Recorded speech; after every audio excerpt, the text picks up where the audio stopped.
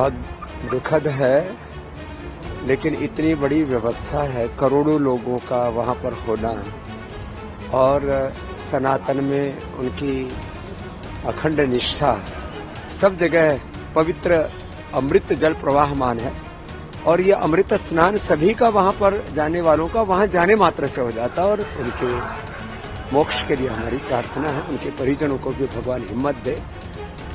शेष तो जो भी तीर्थ में दिवंगत होते हैं वो भगवान की शरणागति में ही जाते हैं।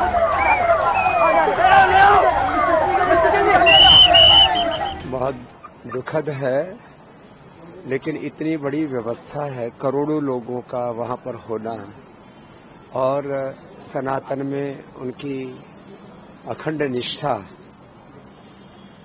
इतनी बड़ी भीड़ में कोई एक भी व्यक्ति से कोई त्रुटि हो जाती है तो इस तरह की घटनाएं सामने आ जाती हैं। इसे मैं तो सबसे आह्वान करूंगा, जो भी जाए, शासन प्रशासन और जो भी एक तंत्र है वो अपनी जिम्मेदारी निभा रहा है, लेकिन हम सेल्फ डिसिप्लिन में भी रहें। धर्म का पहला लक्षण ही है धैर्य। धैर्य ना खोएं और जिसको अवसर मिल जाए संगम तक जाने का, बात अच्छी बात है। बाकी संगम के संस्पर्श से सब जगह पवित्र अमृत जल प्रवाहमान है और ये अमृत स्नान सभी का वहाँ पर जाने वालों का वहाँ जाने मात्र से हो जाता है और कुंभ का जो फल है वो दृश्य से ज्यादा अदृश्य अमूर्त है। पारमार्थिक शक्तियों के आशीषों से स्वयं को अभिषिक्त, आशीषित, अनुग्रहित, उपकृत अनुभव करना। तो जहां पर भी जिसको स्थान मिले, जगह मिले, वहीं पर स्नान करे, ध्यान करे और सेल्फ डिसिप्लिन में रहते हुए पूरे धीरज के साथ इस वर्षों के बाद, और मैं तो कहूँगा शताब्दियों के बाद ऐसे अवसर आते हैं अमृत पर्व में एकात्म होने के, तो बस इन बातों का ध्यान रखेंगे तो हम इस तरह के हादसों को टाल सकेंगे और जो भी दिवंगत आत्माएं हैं उनके मोक्ष के लिए हमारी प्रार्थना है। उनके परिजनों को भी भगवान हिम्मत दे। शेष तो जो भी तीर्थ में दिवंगत होते हैं वो भगवान की शरणागति में ही जाते हैं। घटना दुखद है, मर्माहत करने वाला है।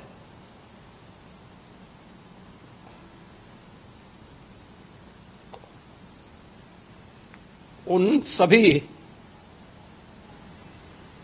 परिजनों के प्रति हमारी पूरी संवेदना है। हम लोग रात्रि से ही लगातार प्रशासन के संपर्क में हैं। मेला प्राधिकरण, पुलिस प्रशासन, एनडीआरएफ, एसडीआरएफ,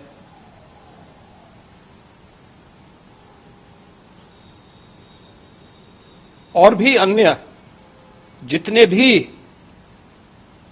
व्यवस्थाएं हो सकती थी उन सबको वहां पर तैनात किया गया है। परिणाम उसी का है कि हादसे के कुछ ही देर के बाद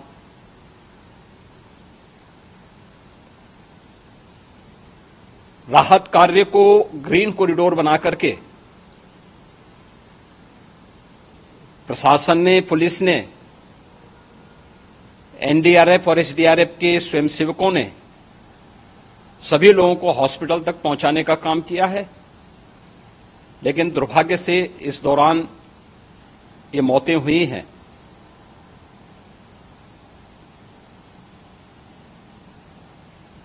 स्वाभाविक रूप से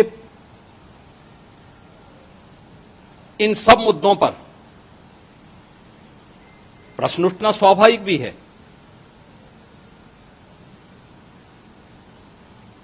उपचार के बाद बहुत सारे लोग अपने परिवारजनों के साथ जा चुके हैं, उनके परिवार के लोग ले जा चुके हैं।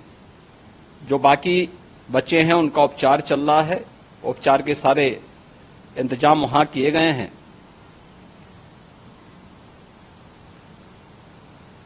प्रेशर मौनी अमावस्या का ये मुख्य स्नान है महाकुंभ का, और बहुत ज्यादा प्रेशर प्रयागराज में होने के कारण सभी प्रकार के मार्ग भी चौक थे। रात्रि से ही प्रशासन उन मार्गों को खुलवाने और स्थिति को सामान्य करने के लिए पूरी तत्परता के साथ लगा भी रहा।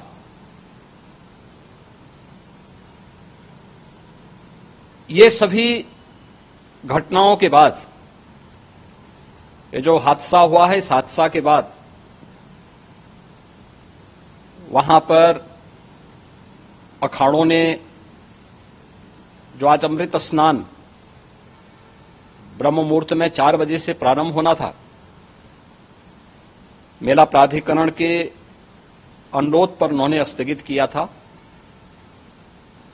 अपराह्न में अमृत स्नान प्रारंभ हुआ, जिसमें सभी अखाड़ों ने और अन्य जो सहयोगी संस्थाएं हैं उन लोगों ने इसमें भाग लिया। सभी पूज्य आचार्य महामंडलेश्वर भी इस अमृत स्नान में भागीदार बने। प्रयागराज में आज 8 करोड़ से अधिक लोगों का, श्रद्धालुओं का दबाव था। यद्यपि अगल बगल के जनपदों में मिर्जापुर, भदोई, प्रतापगढ़, फतेहपुर, कौशाम्बी, इन सभी जनपदों में भी होर्डिंग एरिया बना करके काफी बड़े पैमाने पर श्रद्धालुओं जनों को रोका गया था, जिन्हें अमृत स्नान संपन्न होने के बाद, जब सभी अखाड़े स्नान संपन्न कर चुके हैं, उसके बाद अब वहां से रिलीज किया गया है। इतना भारी दबाव ये पहली बार वहां पर देखने को मिला था, और जिसके बारे में हम लोगों ने पूरे इंतजाम करने के प्रयास भी किए गए थे। रेलवे स्टेशनों पर, चाहे वह झूसी हो, चाहे वह प्रयागराज सिटी हो, प्रयागराज हो, फाफामऊ हो, उन सभी पर लगातार दबाव बना रहा। रेलवे ने भी इस दौरान वहां के दबाव को ध्यान में रखते हुए मेला स्पेशल चलाई।